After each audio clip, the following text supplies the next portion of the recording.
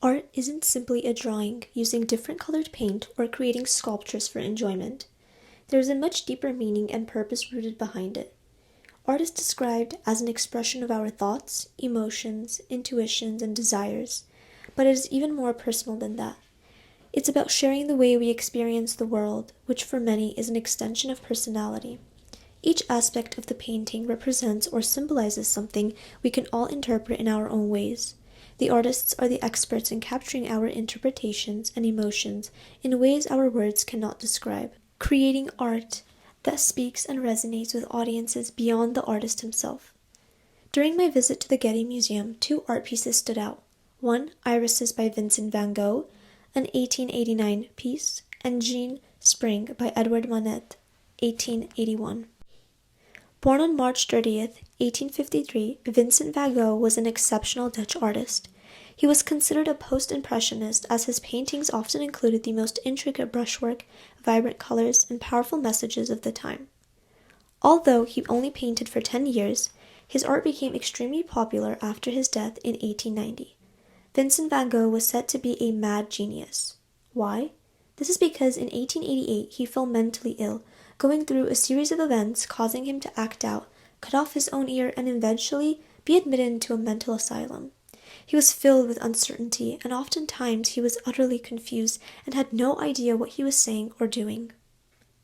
One of his well-known art pieces, called Irises, an 1889 piece, was inspired by the asylum's garden. The painting is filled with irises, colored in a vibrant purple with its bluish-green stems, and behind orange flowers, with the brown soil popping through and elevating the scenery. According to the Getty Museum, each one of Van Gogh's irises is unique. Upon my glance, it was evident that these flowers were swaying in different directions. His use of wavy, twisting, and curling lines creates the movement caught in the painting. The painting covers all the space of the canvas and is filled with flowers and is very eye-catching. The symmetry allows for a fair representation of all the elements or objects shown in the image. Each region has its own characteristics, shapes, and spots, and are all luminous. Unlike the Impressionist flower pieces, these are carefully studied for their shape and individualized. These flowers seem to depict a sense of calm, as if the garden breeze can be felt through the image. This was Van Gogh's first painting after being admitted to the asylum, and when comparing it to his later paintings, we can observe that this painting reflected his current mood and mental state. He wanted isolation, and during this isolation he indulged in his art. His environment supported his desire to paint and create, and it showed his creativity and skills despite his attacks. It illustrates that art is therapeutic and can be used to calm one's mental state. Through this observation, we can confidently interpret this art piece as life without tragedy. Van Gogh's style of painting is culturally significant because it focuses on the mental and emotional core of the irises instead of realism. His art challenged the conventional norms of artists, inspiring many artists to create art based on their personal emotions and expressions. This style was called post-impressionism, as artists began exploring beyond impressionism. The second art piece I saw was by Edward Manet. Manet was born on January 23, 1832, in Paris, France. This artist was similar to Van Gogh in the sense of defying traditional styles. His style of painting included layering paints and translucent glazes, rather than the typical polished surface paintings. Manet was inspired by artist Diego Velázquez, whose work demonstrated bold brushwork.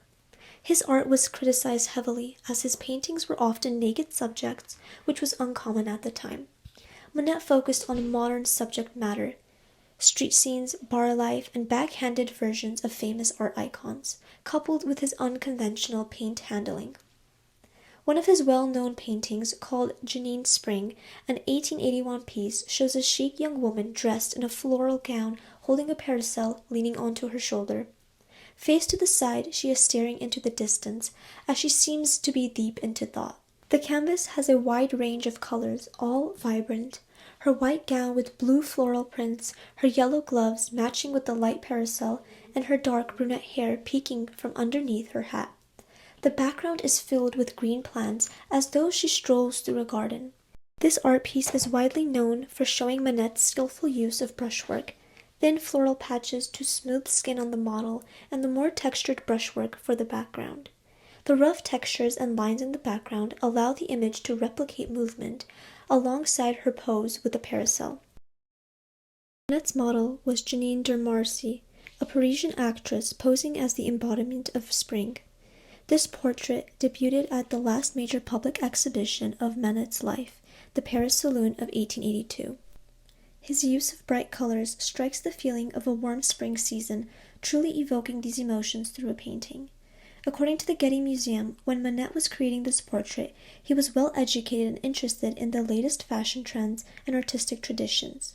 His inspiration for the design of the dress came from scouring dressmakers' and milliners' shops. This portrait symbolizes the beauty of women alongside the beauty of nature, as the two often go hand in hand. Through this personification of spring, he created a light, young, and beautiful painting, which was very different than his usual paintings, which often included more sexual subjects.